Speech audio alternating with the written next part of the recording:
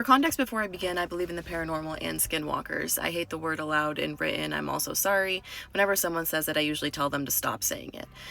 Me and by my best friend, a pagan and witch, were swimming in her above ground pool at around 11:30 at night. We were talking boys and girls, just drama, high school things. Normal conversation.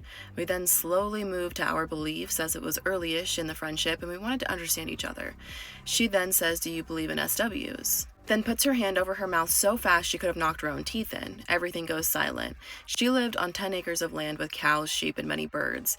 Many, many animals. Not a sound was coming from those woods. We both get up and without a word exit the pool and book it inside. As we close the door, we hear a scream, then a whistle, then silence.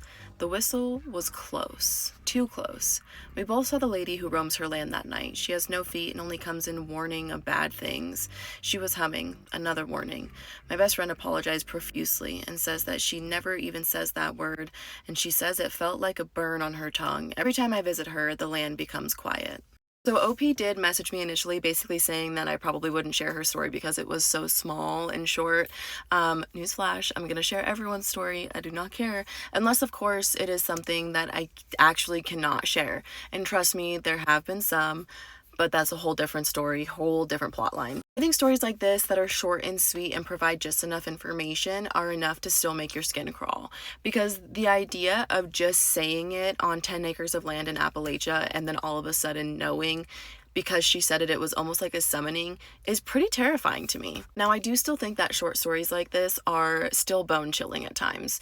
To know that you could just say the word and it's almost like summoning them is absolutely horrific. I mean, truthfully, I've never lived in an area where I had to worry about something like that, or at least I'm not aware that I would have to worry about something like that where I live. It's not something that I deal with on a daily basis, and knowing that there are places out there where you do have to worry about it is very alarming, okay? And it's very scary. So even though it was short, I still think that it was super creepy. I bet that that lady is scary as hell to see.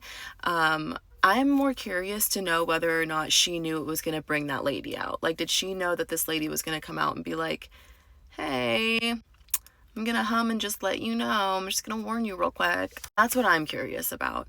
Either way, thank you for sending this in. Of course, I'm gonna read this story. I love you guys, and I hope you have a great day. See you later.